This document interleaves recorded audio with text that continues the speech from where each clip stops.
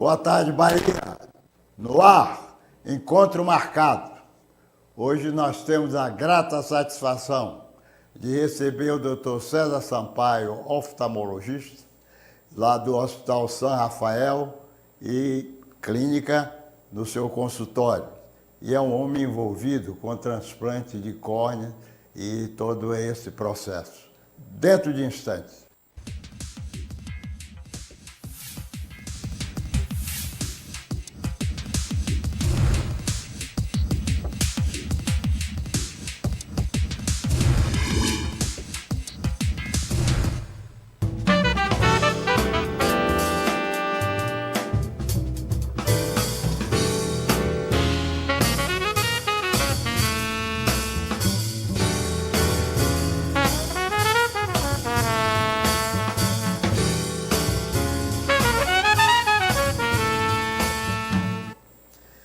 Como dizia eu, hoje vamos conversar aqui com o Dr. César Sampaio. Eu de pronto queria pedir desculpa a vocês, telespectadores, porque a gente, quando está habituado a esse clima bom e gostoso de Salvador, e que às vezes a gente vai, como eu fui a semana passada, em São Paulo, e pegando lá aquela temperatura não muito agradável para a gente que está acostumado aqui, então a gente termina levando aí uma afonia e qualquer coisa desse tipo, e que eu quero pedir desculpa a vocês por alguma palavra que realmente seja rateada. Mas, César, prazer muito grande de você estar aqui com a gente e para nós conversarmos, e principalmente nessa área que você limita e é responsável, inclusive, lá no São Rafael. Mas, a priori, antes de adentrarmos nessa área de transplantes, eu queria lhe perguntar o seguinte: essa sua clínica de consultório e também de hospital, qual é, assim, a patologia, digamos assim, mais corriqueira que você tem? Boa tarde a todos. Boa tarde a todos. Sr. Luiz, gostaria de agradecer ao senhor o convite, porque esta semana, do dia 27 de setembro, é uma semana que nós comemoramos a Semana Nacional do Doador de Órgãos e Tecidos para Transplantes. O dia 27 em especial é o Dia Internacional do Doador de Órgãos. É o dia que se comemora o dia de Cosme e Damião, que foram gêmeos médicos e foram os primeiros a realizar transplante. No dia a dia nosso, as patologias mais comuns nos consultórios é os vícios de refração, a miopia, a hipermetropia, o astigmatismo. Das patologias ligadas ao transplante, as mais comuns são as cicatrizes de córnea, as distrofias de córnea e os processos de degeneração de córnea. Em população mais jovem, o mais comum causa de transplante ainda é o ceratocone. É uma doença que cada vez mais se faz o diagnóstico mais cedo, se trata com lente de contato, mas nas fases finais da doença, o tratamento definitivo é o transplante de córnea. Agora, César, me diga o seguinte: nessa história hoje, e você está me fazendo lembrar, e eu iria lhe perguntar exatamente dessa fasectomia, essa retirada, digamos assim, do cristalino. Eu me recordo de que antigamente eu era diretor de hospital, e quando se fazia essa retirada do cristalino, o paciente ficava às vezes com a imobilidade, olhando só para o teto, os 3 dias. E hoje a gente vê a facilidade como realmente esse processo cirúrgico é realizado e com grande sucesso. O que é que você diz disso? O senhor tem razão. No tempo passado foi feito dessa forma. A cirurgia era tirado o cristalino inteiro de dentro do olho, Depois veio a fase que era aberto a córnea, a junção da córnea com a esclera era aberta em torno de 8 a 10 milímetros para tirar o cristalino praticamente inteiro, né? Depois evoluiu mais, veio a fase de tirar o cristalino e deixar o arcabouço, a cápsula que segura o cristalino, e aí dentro dessa cápsula era colocado uma lente, o que já melhorou muito a qualidade de vida dos pacientes, porque já não usavam mais aquele óculos grosso, o óculos era um óculos de lente fina. E as coisas continuaram mudando, até que surgiu o facoemulsificador, que é um aparelho que, como se fosse um mecanismo de ultrassônico, que ele quebra o cristalino e é retirado pequenos fragmentos do cristalino, e dentro da cápsula é colocado uma lente. E a coisa evoluiu a tal ponto que hoje essa abertura pode ser por um espaço de 2 milímetros, 1,75 milímetros. E a lente, ela entra dobrada no olho e entra por esse espaço, né? E as coisas vieram evoluindo. As lentes passaram de lentes de visão monofocal, que era visão só para longe, e chegou ao ponto de hoje a gente trabalhar com as lentes chamadas lentes prêmios. São lentes de uma tecnologia muito avançada, que elas permitem o paciente já ter uma visão muito boa, tanto para longe quanto uma visão boa para perto. E essas lentes veio trazer uma independência total aos pacientes. Praticamente eles têm a maior parte do seu tempo, ou quase a totalidade do seu tempo, independente do uso dos óculos, né? Então, é como o senhor disse, foi uma evolução muito grande e veio trazer um grande benefício para as pessoas que necessitam da cirurgia de catarata e nós no futuro, que Deus permita que a gente chegue a fazer a cirurgia da catarata. Agora, com essa história, me parece que diminuiu a incisão, a recuperação se processa com mais facilidade, não é verdade? Sem levar, digamos, algumas intercorrências, e com isso essa recuperação é muito boa. E eu queria lhe perguntar o seguinte, às vezes, e a gente ouve falar muito isso, e eu que já fiz realmente essa fasectomia bilateral, aí se fala, vai se usar lente importada, vai se usar lente nacional. A diferença é muito grande. Túlio, nós vamos considerar duas coisas. Uma coisa, que é um sistema de atendimento público. Nós temos uma déficit de cirurgia de catarata no país muito grande. E isso eu falo com o senhor porque a instituição Monte Tabor Hospital São Rafael mantém um serviço de atendimento à população carente no interior do estado, numa cidade que se chama Barra do Rio Grande. E lá nós temos um polo de atendimento de oftalmologia. E nós necessitamos, numa situação dessa, ter uma cirurgia efetiva, uma cirurgia de custo baixo e uma cirurgia que realmente resolva o problema dos pacientes. Então, esses pacientes, eles não estão preocupados com uma visão perfeita de longe e perto, ou usar ou não usar uns óculos. Esses pacientes têm a necessidade premente, a necessidade básica de enxergar melhor. E aí nós usamos lentes de fabricação nacional. Essas lentes são custeadas pelo Sistema Único de Saúde e dá excelente visão. Óbvio que as coisas evoluíram bastante. Hoje tem empresas multinacionais que oferecem lentes de muito boa qualidade por custo muito acessível, que são usadas nesses pacientes. Isso de maneira nenhuma traz nenhuma repercussão negativa para a cirurgia da catarata. Para as pessoas que têm uma posse maior, que pode custear uma lente, ou as pessoas que têm acesso à medicina privada ou à medicina de grupo, existem lentes de qualidade melhor. São lentes que elas diminuem as complicações cirúrgicas no pós-operatório, são lentes que diminuem a opacificação de cápsula posterior no pós-operatório, que é a segunda cirurgia mais realizada no mundo. A primeira cirurgia mais realizada no mundo é a cirurgia de catarata. A segunda mais realizada é a abertura da cápsula posterior após a cirurgia de catarata, que hoje nós não usamos mais o mecanismo cirúrgico, hoje é com aplicação de raio laser, chamado YAG laser, né? E chegamos ao ponto de ter as lentes com essa tecnologia avançada, que são as lentes que permitem uma visão de longe, perto e intermediária ao mesmo tempo. Essas lentes fazem a diferença no conforto, na convivência social dos pacientes, né?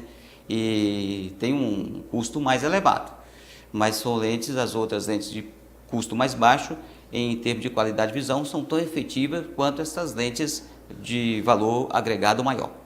Agora me diga uma coisa, com essa experiência de vocês, neste plano que você falou aí, dessa cidade, qual foi a cidade? Cidade Barra do Rio Grande.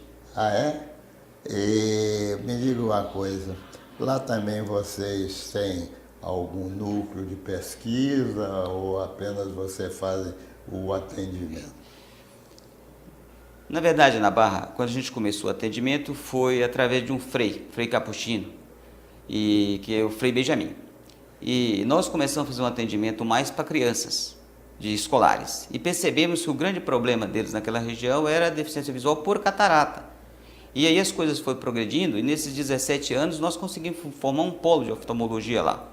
E para a cidade hoje converte mais ou menos 32 municípios que são pactuados e é uma parceria do Hospital São Rafael, da Fundação Monte Tábua, com o governo do estado e o governo municipal, né? E hoje o que a gente trabalha mais é na parte da reabilitação visual. E daí é um local que você tem muita catarata devia ser operada há mais tempo. Nós temos muito trauma, porque estamos numa zona rural, então a incidência de trauma é grande. E tentamos, na medida do possível, no ambulatório, reeducar essas pessoas para diminuir esse tipo de complicação. E as coisas estão avançando e agora a gente já pode localizar esses problemas e a intenção nossa é que nós conseguimos diminuir essas complicações, essas alterações que aquela população tem e pode ser evitável. E vocês detectaram, digamos assim, algum fator para que houvesse essa incidência? Ou só mesmo o atendimento de vocês que engloba uma região maior? Nós sabemos que um dos fatores importantes na formação da catarata é a radiação solar. E por estar no Nordeste, estar na Bahia, numa região de muito sol, a tendência das pessoas nessas regiões, e muitos deles trabalham na zona rural, ter uma catarata mais cedo, catarata mais precoce e catarata de consistência mais endurecidas. Esse é um fator. Quanto ao trauma, são pessoas que trabalham na zona rural e muitas crianças que às vezes muito cedo, 8, 10 anos, já estão envolvidos no trabalho na agricultura de subsistência para ajudar as famílias. E isso expõe essas pessoas a um maior risco de acidente. Aí vocês têm mais essa parte de acidentes, né? E como é que vocês fazem isso? É a equipe que vai, ou vocês têm uma equipe permanente, ou como é que isso deslancha?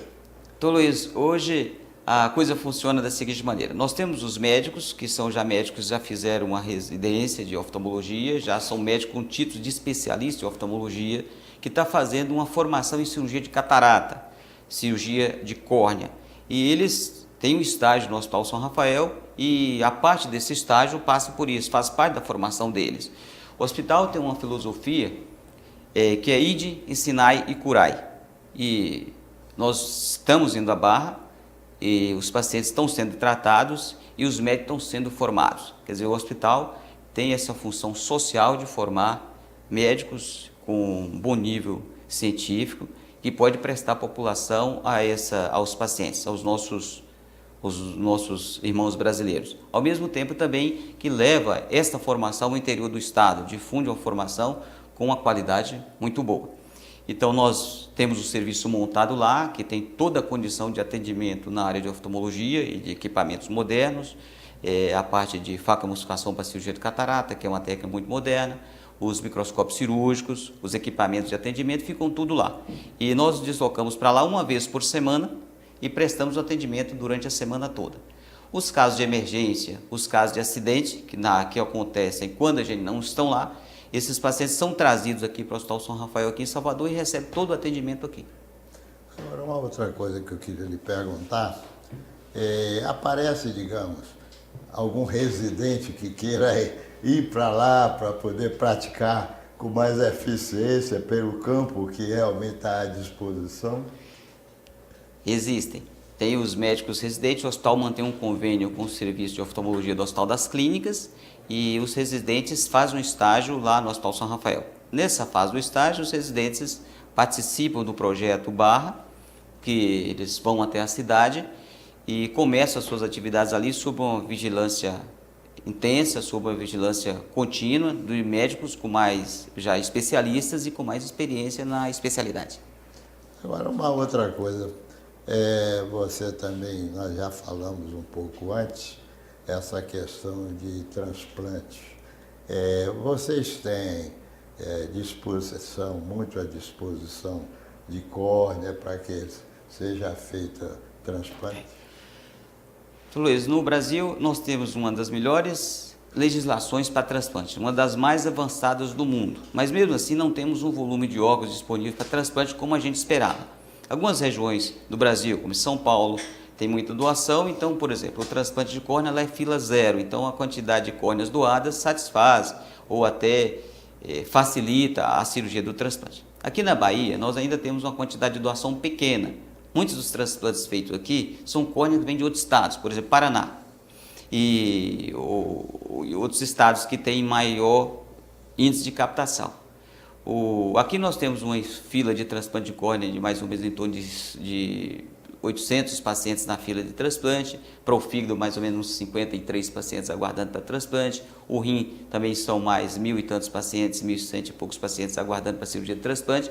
Então temos que ter mais doação, temos que estimular a doação. Pensando nisso, toda semana do dia 27 de setembro, o São Rafael faz um movimento interno para estimular, para incentivar a doação de transplantes, tanto para os funcionários, para os colaboradores, e esperando que esses funcionários colaboradores, alguns pacientes que lá estão, possam levar essa ideia para fora dos seus lares e incentivar a doação de órgãos.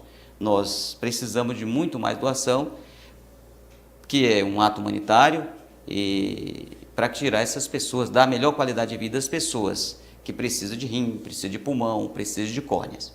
Agora, outro dia, por exemplo, nós entrevistamos aqui o nosso colega, Dr. Heraldo, e conversávamos com ele, e ele afirmou exatamente isso que você está falando. O Brasil está no top dessa questão de transplantes, da forma, o processo, digamos assim, da fila, como isso funciona. Eu pergunto, nessa história das córneas, digamos, aqui também se sujeita a essa mesma fila geral ou ela aqui é um pouco diferente? Não, a fila de transplante ela é única. O paciente se inscreve, tem um protocolo, tem uma central de regulação e tem um banco de olhos. Os pacientes recebem inscrição no banco de olhos. No caso das córneas, ela obedece uma fila única e é como se fosse uma fila de banco. O primeiro paciente vai ser aquele que vai receber a córnea, a não ser que ele não possa receber a córnea por um motivo de alguma doença, um motivo médico, um problema da equipe. Aí essa córnea é passada para outra pessoa, né? Mas de maneira geral, sempre o próximo da fila recebe a córnea. Para os outros órgãos, não. A doação não é feita para nenhum paciente específico, ela é feita para a central de regulação e o órgão ele é destinado à pessoa que preenche as condições clínicas de receber o órgão. Por exemplo, é preciso que tenha os exames em dia, que o médico que esteja acompanhando deixe o paciente preparado com o exame de laboratório para saber se ele pode ser ou não receptor para aquele órgão. Mas para a córnea, de maneira geral, ele matricula na fila, aguarda, assim que tem a doação, a equipe é comunicada e ele recebe o transplante conforme a fila que matriculou. Eu estava querendo lhe perguntar, era exatamente para entender, digamos, porque nos outros, se porventura houver um órgão para ser transplantado, automaticamente, não importa o estado que essa pessoa esteja, para poder usufruir desse transplante. Então eu estava querendo lhe perguntar isso exatamente da córnea, porque de qualquer maneira é um órgão que tem condições mais favoráveis para que os transplantes possam ser realizados pelo tempo de espera, isso e aquilo. Isso também é chamado de fora ou é só aqui dentro do estado? Os estados, nós matriculamos pacientes daqui. Os pacientes dos outros estados são matriculados nos estados respectivos e as córneas são doadas. Quando sobram córneas nesses estados, as córneas são destinadas a outros estados com ranking nacional. Então, eles podem vir do Paraná para aqui, ou pode... Geralmente, a Bahia não tem mandado córnea para fora, não conheço, tem recebido mais de outros estados. E a córnea nós temos essa facilidade do transplante, porque ela pode ser retirada, ela pode ser captada até 6 horas após o óbito. Não precisa o paciente estar em morte encefálica, estar em ambiente hospitalar, estar em UTI. A captação da córnea pode ser feita até 6 horas após o óbito. E se o corpo for conservado sob refrigeração, essa captação pode ser até 24 horas após o óbito, né? E a córnea tem essa facilidade, por ser um tecido avascular e se conservar bem, em meio de conservação, a gente pode guardar a córnea por até 14 dias, o que não ocorre com outros órgãos. Daí o transplante de córnea ser uma coisa mais fácil, né? E também o pós-operatório do transplante de córnea é mais fácil, ele é menos dispendioso. E a maioria das vezes, quando ocorre alguma complicação pós-operatória, em quase 100% elas são reversíveis, né? Nos casos com bom prognóstico para a cirurgia, quase sempre as complicações, em especial a rejeição, ela é bem controlada. Então nós temos essa facilidade de trabalhar com a córnea. É porque outro dia, por exemplo, tem um amigo lá em Jequié, o Ivonildo Careira, ele até recebia de quando veio dos Estados Unidos algumas córneas e tal, dado a essa facilidade, né, de que esse órgão pode ter, digamos, toda essa facilidade de que você possa guardar, acomodar e utilizar, né, sem aquela premência do tempo, isso facilita muito essa colocação de córnea, né? Verdade. Hoje nós não recebemos mais as córneas que vêm de outros países. O interesse nosso é estimular as doações ao ponto de a gente ter a quantidade de órgãos suficiente para serem transplantados aqui. Então a matrícula é feita na central dos estados e os transplantes são feitos com órgãos doados aqui mesmo no país. Isso aí realmente, isso aí é muito importante. E essas campanhas que vocês fazem agora mesmo, nessa fase que você está se reportando, quando vocês certamente intensificam mais o chamamento para que haja a disponibilidade do órgão para isso, sempre dá mais resultado Nós não temos visto uma maneira de aumentar a doação como a gente esperava, como a gente precisa, como a gente quer. E uma das formas melhor que a gente vê de aumentar a captação e a doação de órgãos seria comissões intra-hospitalares. Então essas comissões estão mais perto das famílias, elas têm um contato maior com as famílias e mesmo com os pacientes antes do óbito. A relação médica desses pacientes é mais constante, é mais frequente.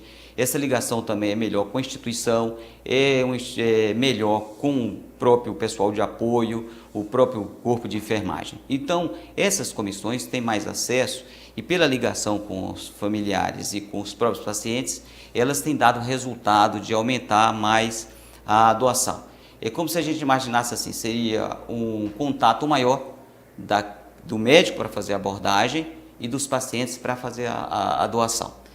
E a finalidade nossa nessa época do ano de estimular a doação é para que essa ideia se difunda mais rápido. Mas o trabalho das comissões ela é diária. Então, na instituição, nós fazemos uma busca diária das pessoas que podem ser possíveis doadores. Isso tem um cadastro, nós abordamos quando vier a possibilidade de uma doação, depois vocês confirmam que aquele paciente pode ser um doador de órgãos, seja múltiplos órgãos ou seja a córnea.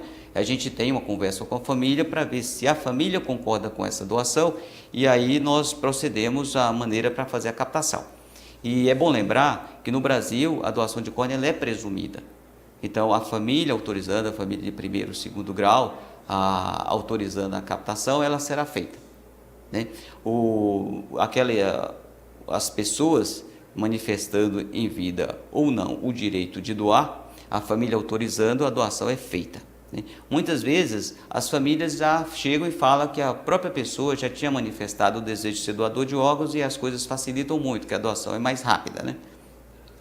E agora me veio a lembrança, digamos assim, como vocês dão assistência nesse polo, e há possibilidade também de, nesse grupo, digamos assim, macro região, se também lá tem muito essas doações para que vocês obtenham, digamos assim, um fornecedor de córnea por lá? O Estado tem as CIDOTs, que são comissões de hospitais, que fazem essa busca ativa diária, e tem os grupos de apoio ao doador de órgãos. que são setorizados, são por setores. Aqui em Salvador nós temos, por exemplo, são 22 CIDOTs, né? E os hospitais daqui, Salvador e macro-região, Camaçari, Simões Filho. No interior do estado nós temos essas CIDOTs e tem os grupos de apoio à doação. Quem mais tem crescido na captação e doação de córneas aqui para o estado é Vitória da Conquista e Teixeira de Freitas. São as cidades que mais têm feito doações, têm mais participado no fornecimento de córnea para as cirurgias, o que é muito bom. Se essa ideia se difundisse, se alcançasse outras cidades, outros hospitais, seria maravilhoso, que a gente podia ter córnea o suficiente para transplantar as pessoas que estão aguardando na fila. O Heraldo deu aqui uma noção de que há um intercâmbio, digamos assim, de vocês com esses meios de transporte para que facilitem, digamos, o envio, quando tem lá, tragam. E isso parece que há um consenso muito favorável para que isso ocorra, né? Sim, existe na central, como o senhor afirmou, o doutor Heraldo, que coordena, essas são as empresas parceiras do transplante. O transplante é um ato humanitário, então eu acho que todos devem participar da maneira que puderem para que a gente consiga fazer cada vez mais transplantes. Agora, você citou uma coisa aí que me parece muito favorável, é aquela questão da morte encefálica e, digamos, o tempo que você pode realmente obter essa córnea após uma comprovação mais segura, vamos dizer assim, que não traga tanto impacto psicológico à família, não é verdade? É verdade. O diagnóstico de morte encefálica, ele tem que ser feito, é um diagnóstico. Independente da pessoa ser um doador de órgãos ou não, ele tem que ter um diagnóstico clínico, um diagnóstico de morte encefálica. O diagnóstico de morte encefálica, ele é obrigatório. E os pacientes, para doar outros órgãos sólidos como fígado, coração, pulmão, necessita ter um diagnóstico de morte encefálica porque ele tem pouco tempo para manter o organismo funcionando, o coração batendo através de aparelhos, a respiração através de aparelhos, o paciente sendo alimentado por via venosa para que o órgão mantenha-se vivo, mantenha funcionante e ser transplantado. Nesse caso, a cirurgia tem que ser rápida. O fígado, coração e pâncreas não pode durar mais do que 4 horas para você tirar e fazer a cirurgia. O ideal seria que essas cirurgias fossem feitas concomitantes. No caso da córnea, não necessita o diagnóstico de morte encefálica. A doação pode ser feita até 6 horas após o óbito, né? Então isso facilita muito o trabalho de remoção e o trabalho de implante do órgão.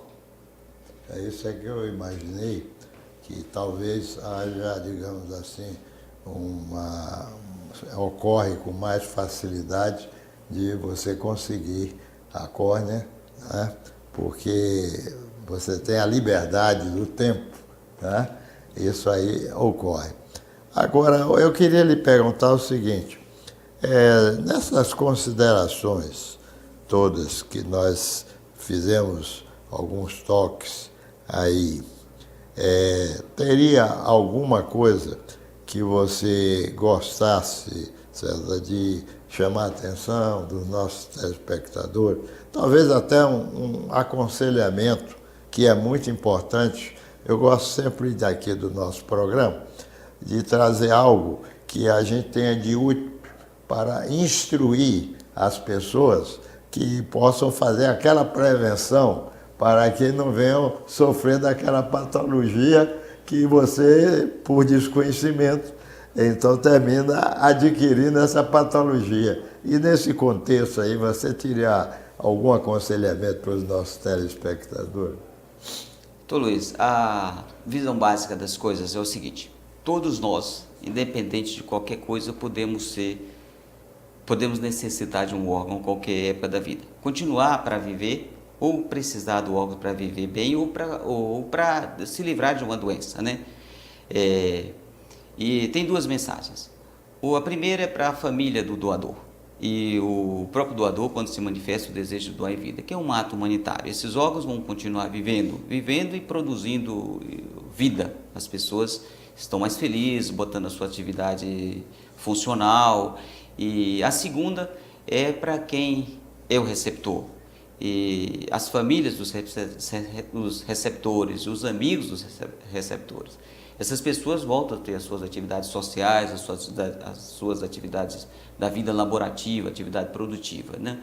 Então é bom que a gente pense que a doação de órgãos é um ato humanitário e nobre, e que qualquer um de nós podemos a qualquer hora, a qualquer dia, precisar de um órgão, seja por uma doença do dia a dia que a gente não sabe qual vai ter, seja por um acidente, seja por uma questão de ordem maior, e todos podem um dia necessitar de um órgão. Então é necessário que todos pensem que a doação ela é sempre benéfica, ela é sempre um ato humanitário, um ato maior de benefício para as pessoas, né? É como se fosse tocar uma vida para frente, não parar a vida, continuar estimulando, continuar produzindo e levando benefício para essas pessoas que você não sabe quem vai receber um órgão, mas sabe que esse órgão vai ser de grande importância na vida dessa pessoa.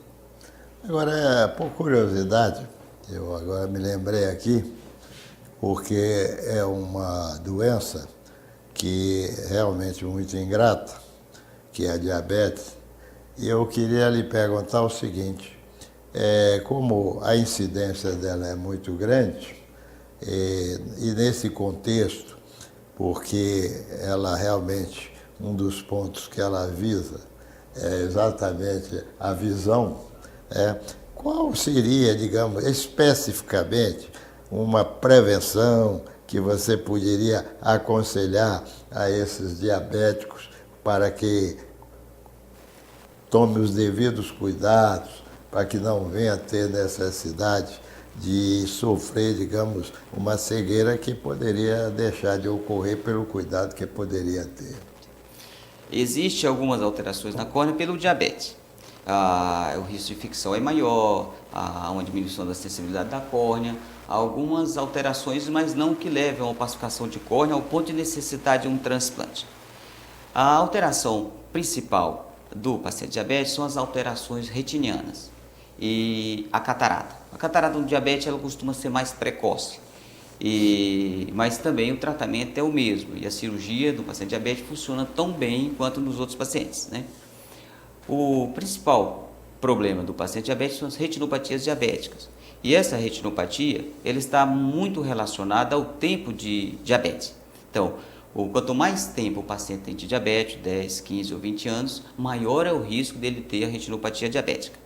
A retinopatia diabética, o melhor tratamento para ela é a aplicação do raio laser. O laser é um tratamento efetivo, um tratamento bem conhecido, difundido, hoje é muito acessível, inclusive pelo sistema público de saúde, e de resultados bons, resultados confiáveis, né?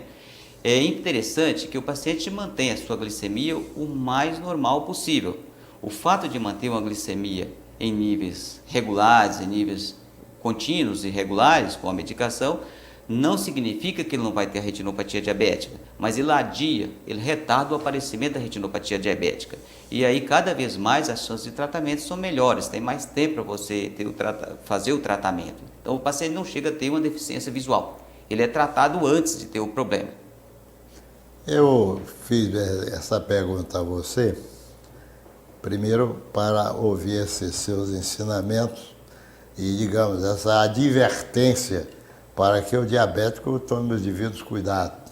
Eu costumo dizer aqui, quando se fala de diabetes, vou repetir, que é uma coisa que eu gosto sempre de dizer, que a diabetes é como um animal de estimação, né? Um cachorro, ou, digamos, um gato, um cavalo, é que você tem que cuidar com todo carinho. Se você realmente faz isso, tomando todas essas precauções, avaliando o seu estado, essas taxas como estão ocorrendo, termina você controlando. Mas se você começa a esquecer dessa obrigação, é a mesma coisa. Um animal de estimação, você tem que tratar ele muito bem para ele ser muito querido, né? Então, eu acho que é a mesma coisa da diabetes. É uma forma que eu acho de instrutiva para poder dar a noção à pessoa que tem diabetes para que consiga fazer essa sua prevenção nesse contexto, viu?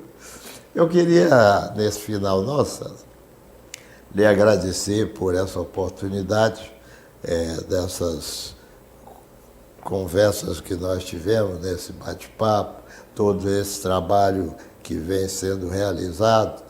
E apenas eu queria lhe perguntar o seguinte: nesse processo dessa semana que vocês estão intensificando mais esse trabalho na questão de transplante e tal,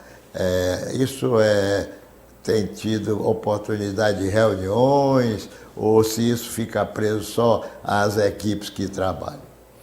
Não, todo ano, nessa semana do dia 27 de setembro, nós fazemos esse programa no hospital, mas ele é aberto, ele é divulgado e nós fazemos distribuição de teatros, peças de teatro, filmes ligados ao tema que as pessoas, tanto de fora como do hospital, podem assistir. E em especial desse ano, amanhã nós vamos ter um fórum sobre transplante, em que nós vamos participar falando da parte médica, da parte técnica do transplante. Vai ter um padre falando da parte religiosa que envolve o transplante. Tem também um jurista falando da parte legal, a colega da coordenadora do transplante da central do Banco de Órgãos do Estado vai estar participando, falando de como se processa a doação, a distribuição. Então, todo ano nós tentamos envolver, e o hospital tem esse interesse. O hospital é uma instituição voltada ao transplante, tem interesse em que sejam feitos o maior número de transplantes possíveis, porque acredita nesse aspecto humanitário do transplante. Então, todo ano nós fazemos, temos essa semana, temos as reuniões, as divulgações, e são abertas a todas as pessoas. E aproveitar para agradecer ao senhor a oportunidade de também poder divulgar essa semana, e que atitudes como essa a gente agradece, que todos pudessem difundir o quanto mais melhor a ideia de se poder fazer transplante. Então o convite está feito. Muito obrigado, viu, pela sua presença. Viu? Obrigado, senhor.